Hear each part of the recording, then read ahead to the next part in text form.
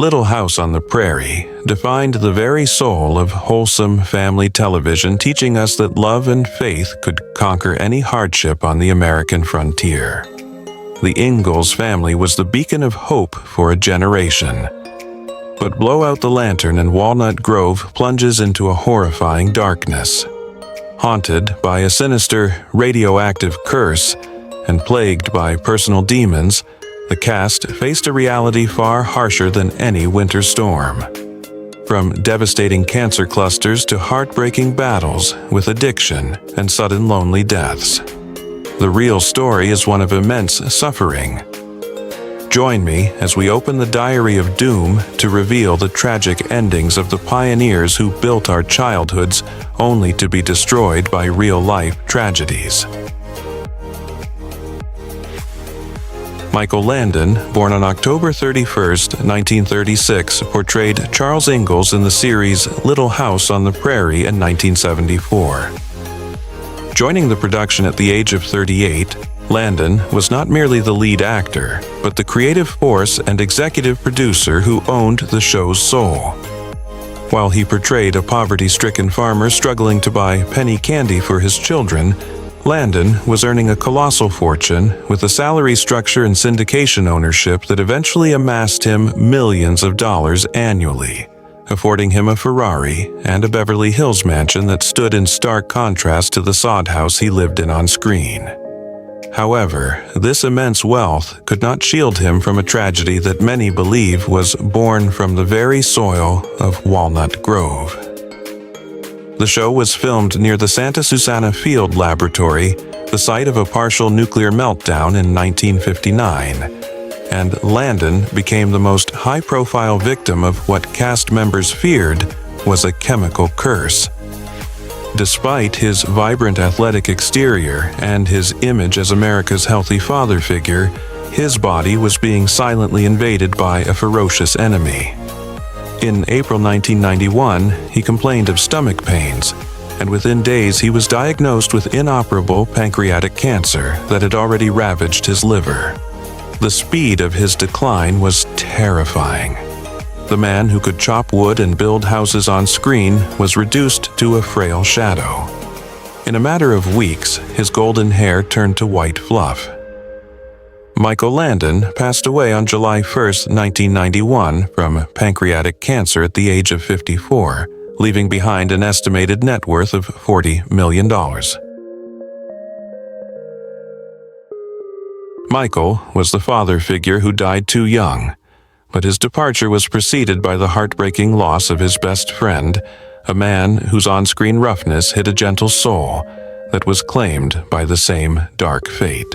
Victor French, born on December 4, 1934, portrayed Isaiah Edwards in the series Little House on the Prairie in 1974. At the age of 40, French was cast as the bearded, whiskey-drinking mountain man, a role that broke him out of a career slump, where he was perpetually typecast as villains and rapists due to his rugged appearance.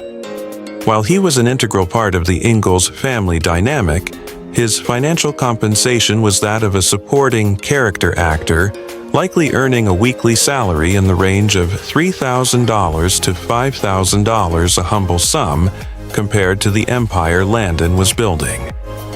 French was a man of immense loyalty, leaving his own starring vehicle Carter Country to return to Little House because he missed his friend Michael.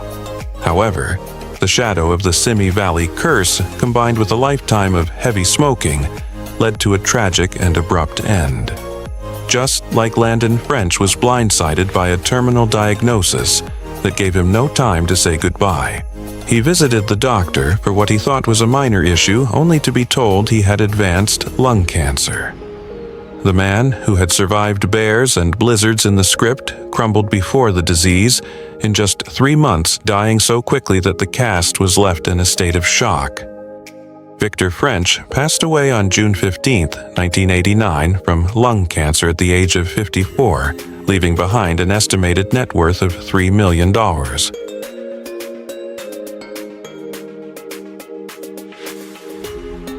Victor was the lovable roughneck, but the town needed a villain to hate. and the woman who took that role became a legend who outlived them all only to die in quiet obscurity. Catherine McGregor, born on January 12, 1925, portrayed Harriet Olsen in the series Little House on the Prairie in 1974. Joining the cast at age 49, McGregor created one of television's most iconic antagonists, the gossiping, greedy shopkeeper everyone loved to hate. Despite being a central pillar of the show's conflict and comedy, McGregor's financial reality was surprisingly modest. As a supporting actress in the 1970s, without the back-end points of the producers, her earnings were limited to her standard contract, and she famously complained in later years about the lack of residuals from the show's global reruns. She gave the performance of a lifetime for a paycheck that ceased the moment the cameras stopped rolling. Behind the pompous arrogance of Harriet Olsen lived a woman seeking spiritual peace. She had battled alcoholism in her earlier years and eventually found solace in the Vedanta faith, distancing herself from the materialism her character worshipped. After the show ended, she largely vanished from Hollywood, living a simple, almost reclusive life in a small rental home far removed from the glitz of the industry she helped sustain. She was the last surviving member of the original adult cast, watching her colleagues die one by one from the curse while she endured into her 90s. Catherine McGregor passed away on November 13, 2018 from natural causes at the age of 93, leaving behind an estimated net worth of $1 million. Harriet was the storm of Walnut Grove, but she was anchored by a husband whose patience was legendary, played by an actor whose real death was a testament to a broken heart. Richard Bull, born on June 26, 1924, portrayed Nels Olsen in the series Little House on the Prairie in 1974. At the age of 50, Bull took on the role of the long-suffering merchant Nels, the moral compass who balanced his wife's cruelty with dignity. A veteran character actor, Bull was the definition of a working professional, earning a steady but unspectacular salary estimated at $2,500 per episode in the early seasons.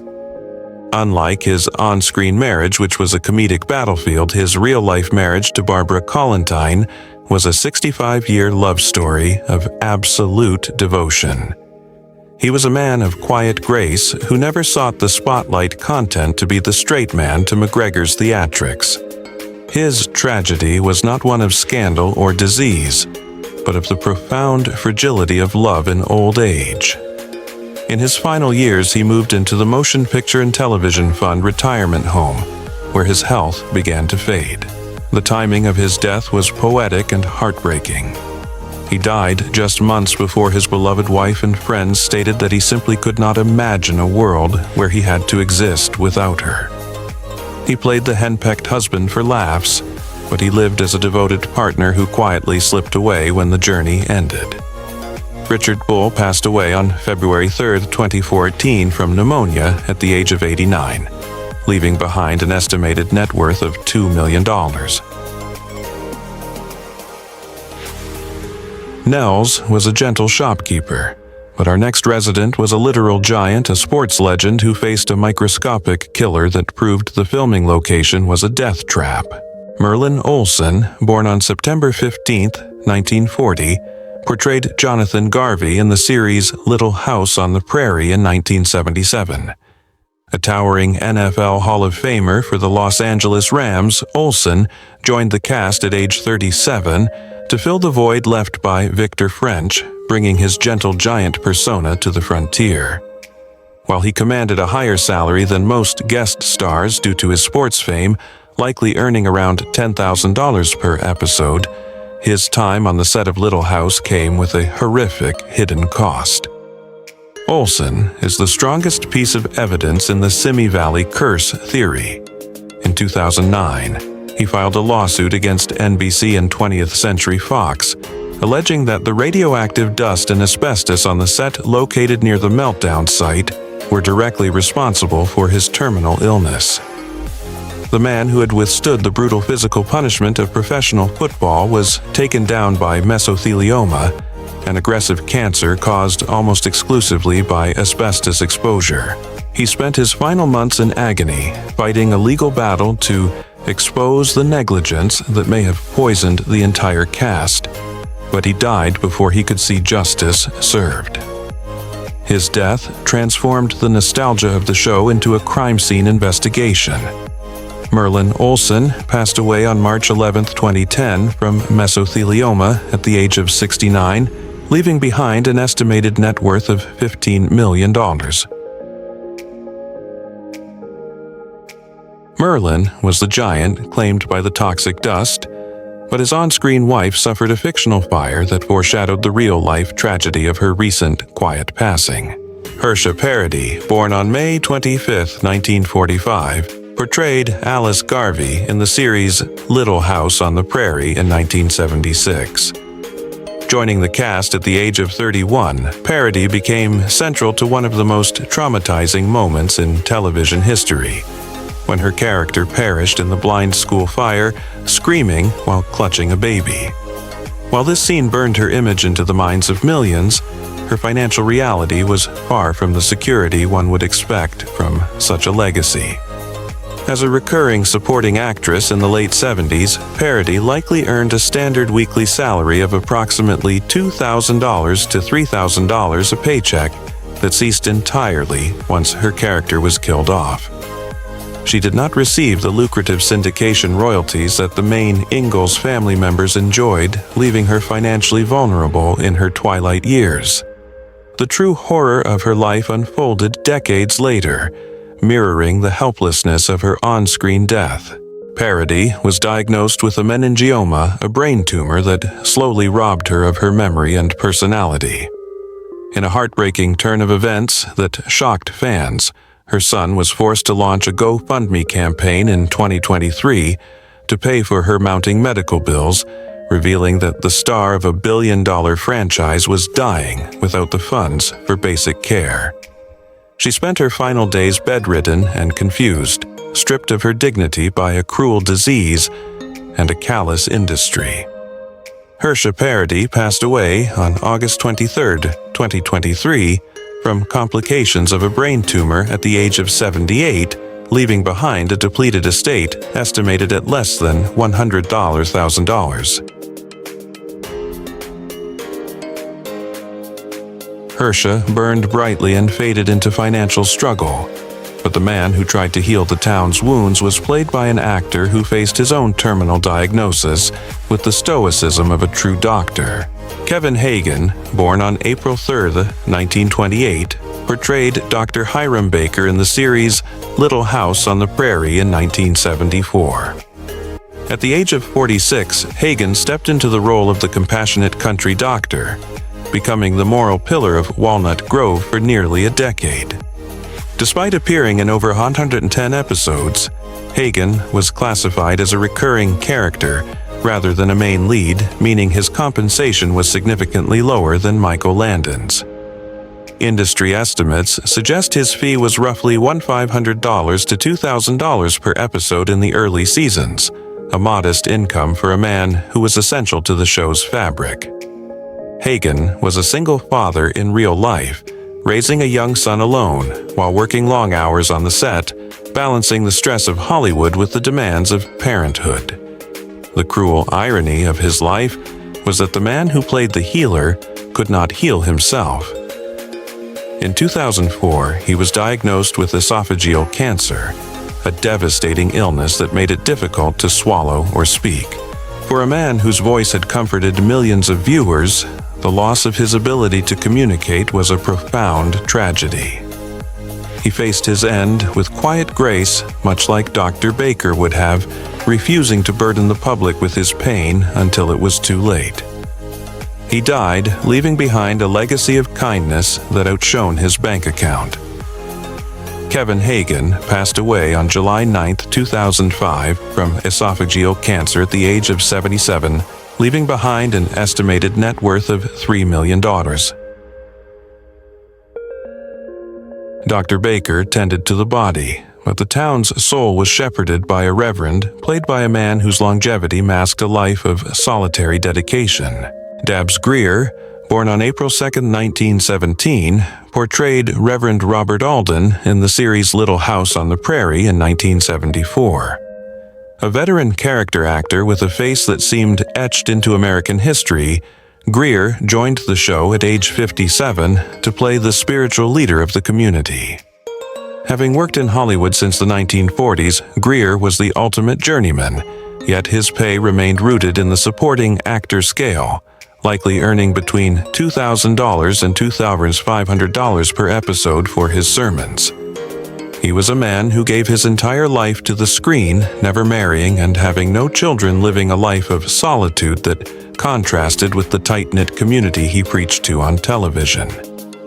His career spanned from the golden age of cinema to the Green Mile, yet he remained a face without a name to many. In his final years, he battled heart and renal disease conditions that slowly weakened the voice that had delivered so many sermons.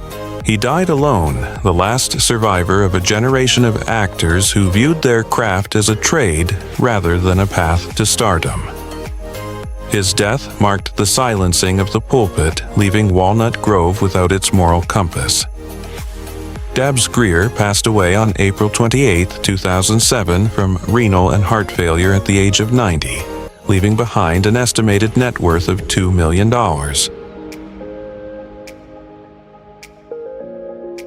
The Reverend preached about the afterlife, but the town's founder experienced a premonition of death so accurate it terrified the entire cast. Carl Swenson, born on July 23, 1908, portrayed Lars Hansen in the series Little House on the Prairie in 1974. As the founder of Walnut Grove and the owner of the mill, Swenson brought a gravitas to the show that grounded it in history. Already 66 years old when the series began, Swenson was a radio legend who had transitioned to television. His compensation was that of a respected guest star, earning approximately $1,500 per episode for his recurring appearances. However, his story contains the most chilling coincidence in the show's history. In 1978, Swenson filmed the emotional episode where his character Lars Hansen realizes he is dying and says his final goodbyes to the town he built. It was a tearful, heavy performance. In a twist that defies explanation, just days after filming his character's death scene, Swenson suffered a massive heart attack in real life and died. He effectively rehearsed his own funeral on camera, leaving the cast and crew devastated and spooked by the blurring of lines between the script and reality. He never lived to see the episode air a final curtain call that was far too literal. Carl Swenson passed away on October 8, 1978 from a heart attack at the age of 70, leaving behind an estimated net worth of $1 million. Lars Hansen built the town, but the man who broke its racial barriers was a theater giant who fought for respect in an industry that tried to box him in. Moses Gunn, born on October 2, 1929, portrayed Joe Kagan in the series Little House on the Prairie in 1977. Joining the cast at age 48, Gunn played the former prizefighter and farmer, who becomes a love interest for Hester Sue, bringing a crucial storyline of racial integration to the Prairie. An Obie Award-winning stage actor and a founder of the Negro ensemble company Gunn, was a titan of the arts, yet he had to fight for every inch of ground in Hollywood. His salary for Little House was likely a guest star rate of roughly $3,000 per episode, a figure that did not reflect his prestige in the theater world.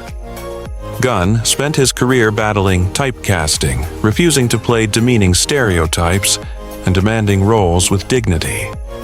His tragedy was one of breath. The man, with a commanding voice and powerful presence, suffered from severe asthma, a condition that plagued him for years.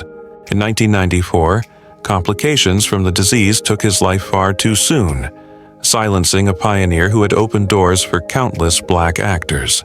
He died just as the industry was beginning to truly value the diversity he had championed his entire life. Moses Gunn passed away on May 30, 1994, from complications of asthma at the age of 64, leaving behind an estimated net worth of $1.5 million. Joe Kagan fought for acceptance, but our next resident was a prejudiced neighbor played by a man whose fiery temper on screen was fueled by a real-life suicide that haunted his family. Don Red Barry, born on January 11, 1910, portrayed Judd Larrabee in the series Little House on the Prairie in 1976. Barry stormed onto the set at the age of 66, carrying with him the baggage of a faded Hollywood legend. In the 1940s, he was a superstar, the original Red Ryder, who commanded the screen and a massive salary.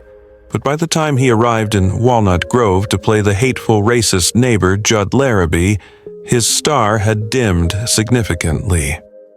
Reduced to a recurring character role, his compensation was a shadow of his former glory, earning a standard guest rate of approximately $1,500 to $2,000 per episode, a bitter pill for a man who once carried entire film franchises. Barry's on-screen anger was not entirely acting. Known for his volatile temper and a tumultuous personal life that included a stormy marriage to Susan Hayward, he struggled with the demons of a fading career and a violent nature. The tragedy of Red Barry is one of the darkest in the show's history, a violent end that mirrored the aggression he often portrayed. On July 17, 1980, just shortly after his time on the show ended, Barry took his own life. Following a domestic dispute with his estranged wife, he shot himself in the head, a shocking and brutal conclusion to a life defined by conflict. He died as he lived in a moment of explosive intensity, leaving behind a legacy stained by blood and sorrow. Don Red Barry passed away on July 17, 1980, from a self-inflicted gunshot wound at the age of 70, leaving behind an estimated net worth of $500. Red played a man consumed by hate, but the town's dressmaker was a woman filled with grace, a legend of the stage who spent her final days working through the pain of a terminal illness. Queenie Smith, born on September 8, 1898, portrayed Mrs. Amanda May Whipple in the series Little House on the Prairie in 1974. When Smith appeared as the gentle elderly dressmaker at the age of 76, few viewers realized they were watching a titan of the Broadway stage and a silent film star whose career stretched back to the 1920s. In her prime, she was a musical comedy star, but the unforgiving nature of Hollywood aging forced her into the background. For her touching role in Little House, she earned a modest recurring fee of roughly $1,000 to $1,500 per episode, a pittance for a woman who had once been a marquee name. Smith represents the quiet dignity of the working actor who refuses to retire despite the physical toll of age. Her tragedy was a silent battle fought behind the scenes. During the filming of her final episodes, she was suffering from advanced cancer. She refused to stop working, hiding her pain and frailty beneath Mrs. Whipple's bonnet, determined to die with her boots on. She literally worked until she could no longer stand, passing away just a month before her 80th birthday. The woman who had danced on the biggest stages in New York ended her life bringing quiet comfort to a fictional prairie town, her final performance, a testament to her indomitable spirit. Queenie Smith passed away on August 5, 1978, from cancer at the age of 79, leaving behind an estimated net worth of $750,000.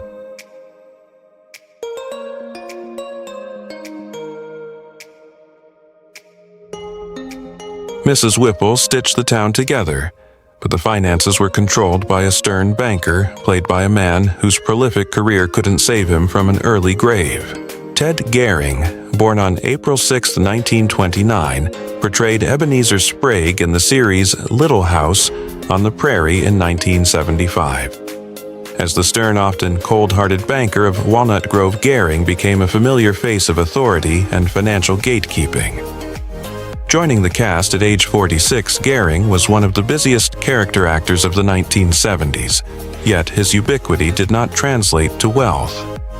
While his character controlled the town's money, Gehring's real-life compensation was the standard union rate for recurring players, estimated at $2,000 per episode. He was the definition of a blue-collar actor appearing in hundreds of roles to support his family, never achieving the luxury of turning down work. The irony of playing a wealthy banker while hustling for roles was a reality many actors faced. His tragedy was not one of scandal, but of the sudden interruption of a tireless career. Gehring worked incessantly until his health failed him, dying relatively young at the age of 71. He was a fixture of American television who vanished without the fanfare reserved for leads, a reliable presence whose absence left a void in the casting pool. He played the man who counted every penny, but in the end, time was the only currency he ran out of. Ted Gehring passed away on September 28, 2000 from heart failure at the age of 71, leaving behind an estimated net worth of $1.5 million.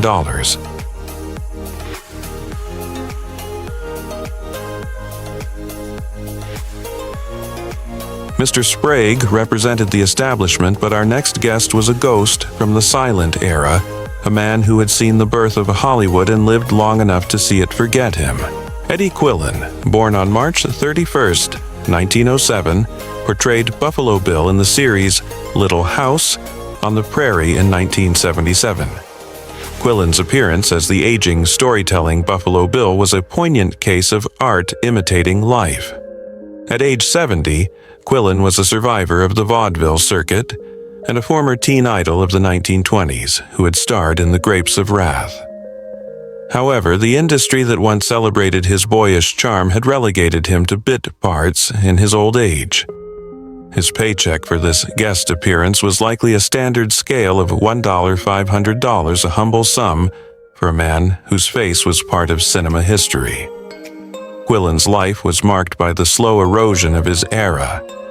He outlived all his siblings with whom he had performed as a child, and watched as the studios he helped build were bought and sold by corporations. He lived a solitary life in his later years, a living museum piece who brought a touch of authentic history to the screen. His tragedy was the melancholy of longevity, being the last one left to remember the glory days. He died of cancer, a quiet end for a man who had spent a lifetime making noise and entertaining crowds.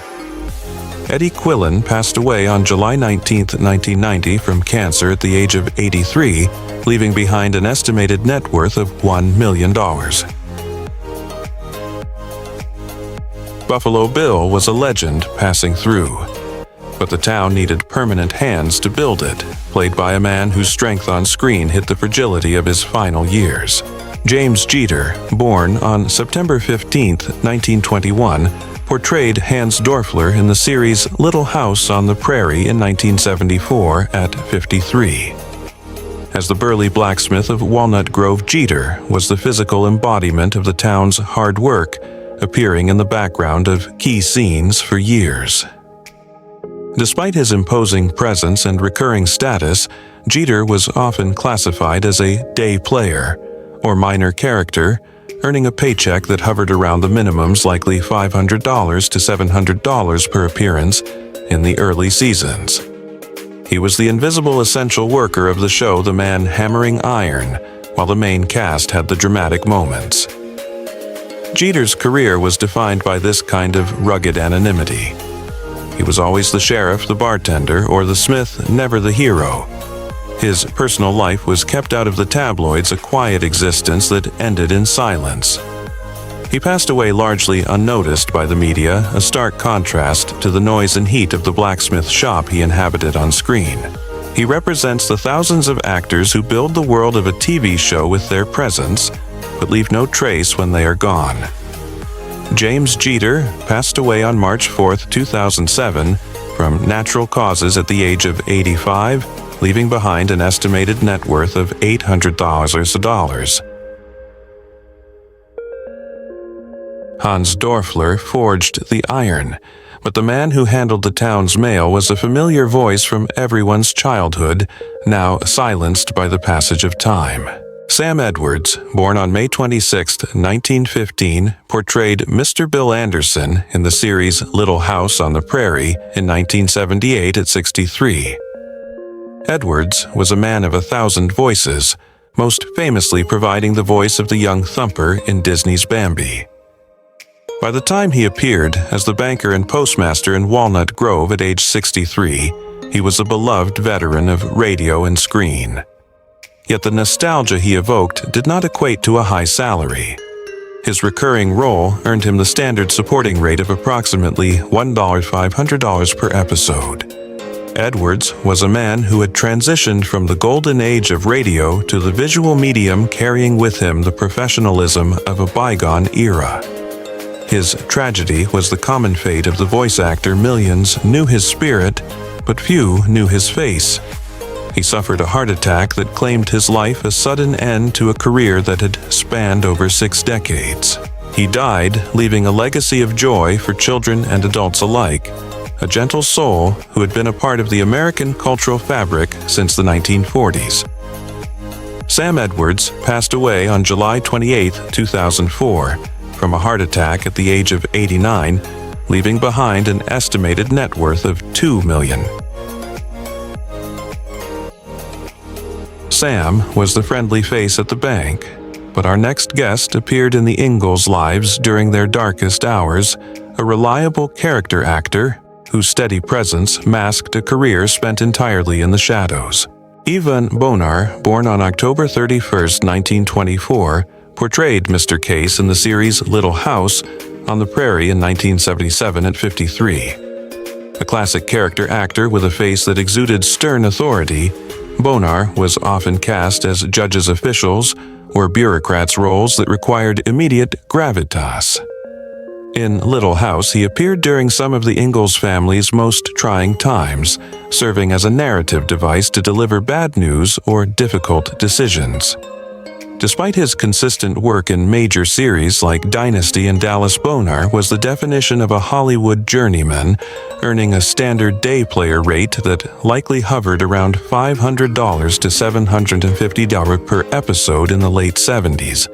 He was a working cog in the machine, essential for the story, but financially disposable to the studios. While he played men of power on screen, his real life was spent in the trenches of the casting circuit, fighting for relevance in an industry that constantly looked for the next fresh face.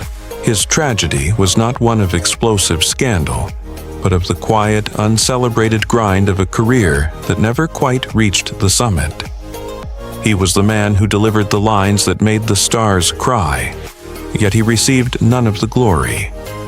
He died relatively young, collapsing from a heart attack just a year after his final credit, a sudden and silent end to a life spent in the background of television history. Ivan Bonar passed away on December 8, 1988, from a heart attack at the age of 64, leaving behind an estimated net worth of $500. The credits may roll, but for the cast of Little House on the Prairie, the darkness didn't end when the director yelled, "Cut." It lingers, a chilling reminder that fame often comes with a terrible price. Now, I turn the question to you. Was this truly a sinister curse that hunted them down, one by one, or just a series of cruel coincidences? Whisper your theories in the comments below. I read everything. If you have the courage to uncover more of Hollywood's buried secrets and blood-stained legacies, hit that subscribe button and ring the bell into the darkness. Until next time, remember, the truth is often scarier than fiction.